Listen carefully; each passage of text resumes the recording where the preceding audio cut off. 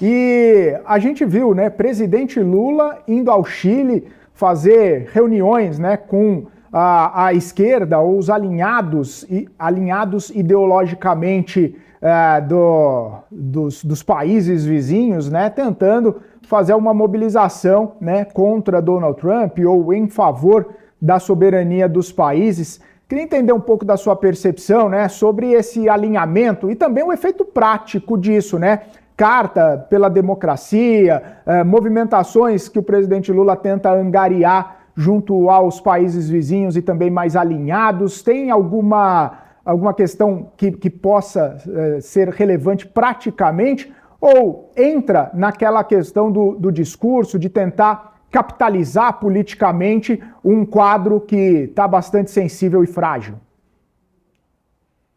Felipe, prazer é todo meu vê-lo. Espero que você esteja muito bem.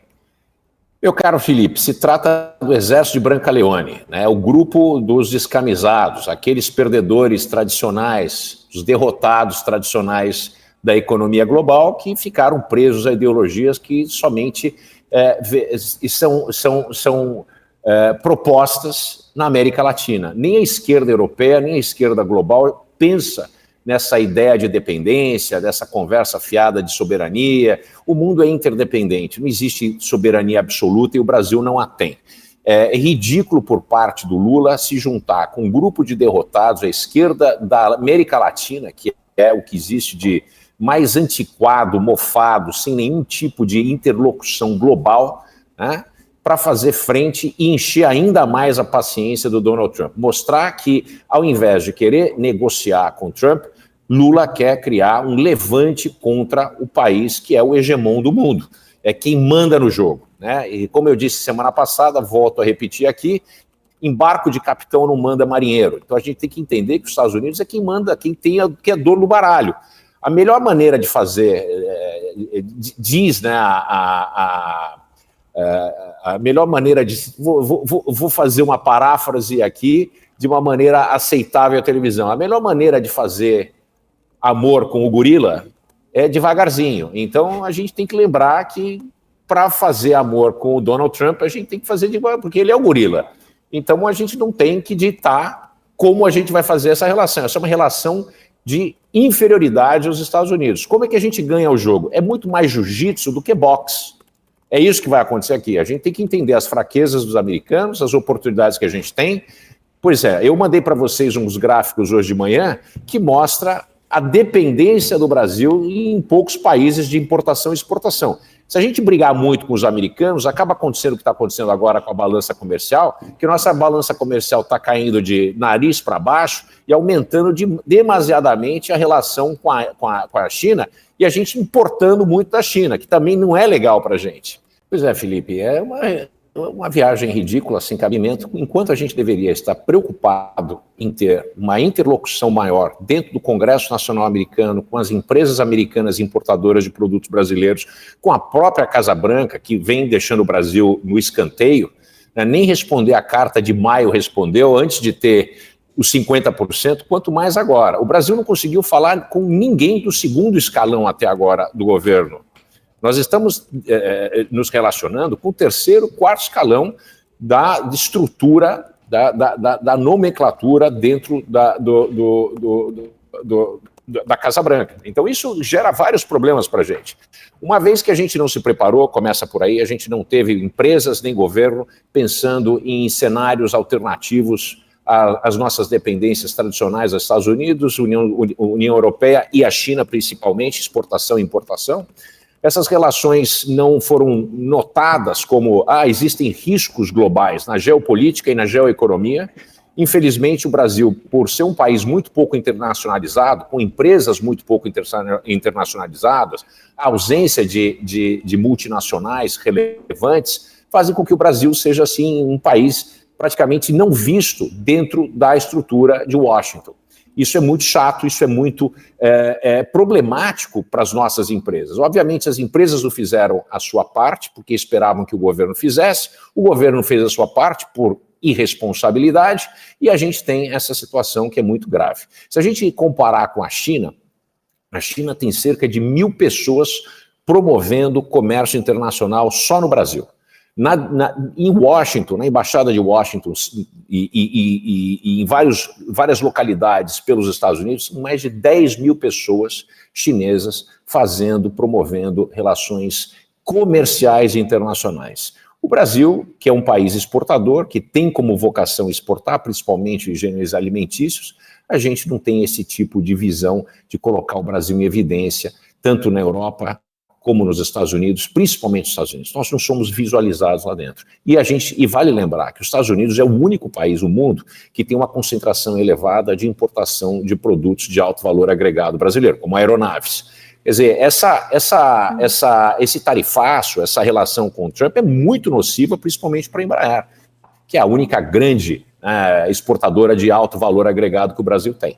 Então, essa viagem, mais uma vez, é a ausência da razão, é a perdida, né? Nós estamos perdendo para a emoção e querendo ganhar votos e parafraseando o Roberto Campos, o avô, né? A gente está atiçando os nacionaloides. No Brasil, segundo o Roberto Campos, o avô, é composto por muitos nacionaloides, que a gente sempre acha que quem está entrando em campo, seja lá o que for, é a seleção brasileira, quando nesse caso não é a seleção brasileira. O Brasil tem muito mais a perder do que ganhar no enfrentamento com os americanos. A ideia é baixar a bola, fazer com que a gente tenha a racionalidade, venha imperar nas negociações, deixar os diplomatas e as empresas negociarem com seus interlocutores em Washington e fazer o máximo possível, como diz o mineiro, se fingir de morto, se fingir de égua, fazer que não é com você. Essa relação momentânea vai passar, Trump vai passar, Lula vai passar, e a relação de amizade entre o Brasil e os Estados Unidos vai ser restabelecida como existe há muito tempo. Aliás, os Estados Unidos foram o primeiro país a reconhecer a independência do Brasil. Então, vale notar isso. Muito importante na nossa relação. Agora, com relação à fala do presidente Lula sobre soberania, isso é tudo balela, né? Quem é que foi para a Argentina sem falar com o Milei? Quem é que na Argentina, sem pedir permissão para o Milei, foi visitar a Cristina Kirchner, presa, uma criminosa, julgada, está presa, inclusive teve uma vitória, porque está presa em casa, quando deveria estar presa dentro de uma prisão de fato. Né? Foi visitar a Cristina, a revelia dos tribunais argentinos, que ofereceram a Cristina Kirchner total liberdade para ser julgada de maneira independente, tá certo? Que não é o que está acontecendo aqui no Brasil com o ex-presidente Bolsonaro, e eu não sou bolsonarista, mas as cartas estão marcadas desde o começo. Cristina Kirchner foi julgada, ela foi acusada, foi julgada, foi condenada, e vai o presidente da República do Brasil, que não tem uma relação pessoal com um dos maiores parceiros brasileiros, tanto comerciais como políticos, que é a Argentina, dentro do mesmo hemisfério, parceiro sênior da relação entre os membros do Mercosul, Lula visita a Kirchner e sai com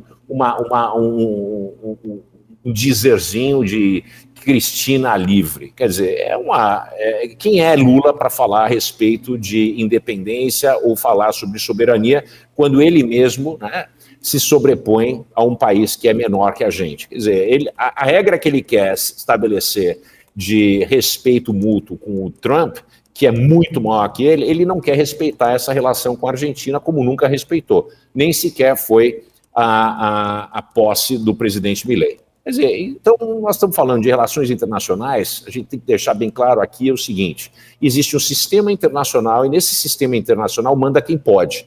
E quem não pode mandar se associa com quem manda, para evitar que o que aconteceu com o Brasil, por ter cutucado o Trump com a vara curta, com relações com ditadores como Maduro, envio do vice-presidente, a ridícula posse do novo presidente do Irã, entre um grupo de terroristas, uma série de eventos, foi até a Rússia fazer bonito do lado do Putin e do lado dos países do sul global, provocando a ira dos Estados Unidos, do lado de Xi Jinping, do lado do Putin, participando do Dia da Liberação lá na Rússia. Quer dizer, uma série de atitudes impensadas que fazem com que o Brasil se distancie do eixo ocidental do mundo, que é muito importante, que é onde o jogo é jogado, é a primeira liga. O Brasil quer ficar junto da liga inferior, quer ficar associado ao sul global, e participar da segunda divisão do mundo. Infelizmente, isso não funciona. O Brasil precisa exportar e ter interlocução com os países mais fortes.